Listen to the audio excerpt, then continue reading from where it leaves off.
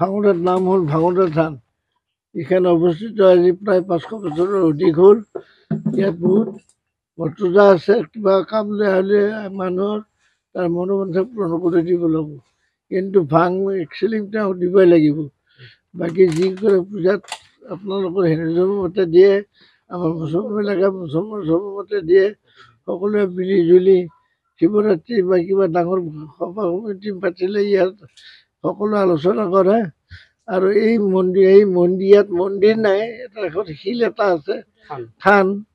এই থানখন আমাৰ অতি পূৰ্বৰ পৰা আজি বহু বছৰ হ'ল আমি নানা নানা নানা নানা নানা নানা তাৰ প্ৰস্তুত হৈছিল বুলি আমি শুনিছোঁ বা জানিছোঁ, বা তেওঁলোকে কৈ গৈছিল। গতিকে এই থানখন আমাৰ বংশটোৰ বাহিৰে বেলেগ মানুহে ইয়াত একো কৰিব নোৱাৰে। কিবা কৰিলে উৎপাত কৰিলে হাগাই মুঠেই মাৰিব একেবাৰে। গতিকে থানখনত কোনো বস্তু চুৰ নহয়, আৰু কোনো বস্তু একো নাৰালে কিবা লাগব লগা হ'লেও আমাৰ ঘৰৰ মানুহ কোনোবা এটা সুধি পেলাইহে কামটো কৰিব লাগিব, নহ'লে নোৱাৰে। সেই কাম যি মনোভাৱ লৈ সেই উল্টাটো হৈ যাব যদি চুৰ কৰি বুলি ভাবে।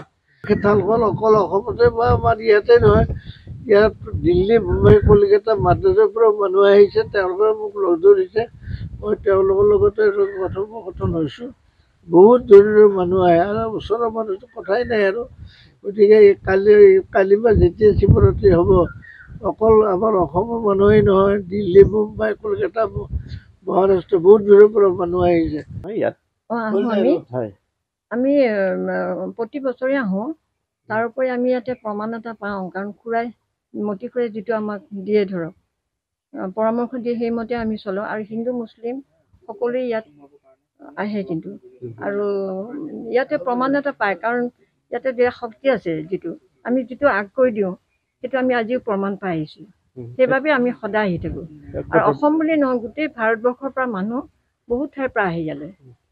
ৰংমহল উত্তৰ গুৱাহাটী বৰ ৰংমহল বুলি কয় এইখিনি।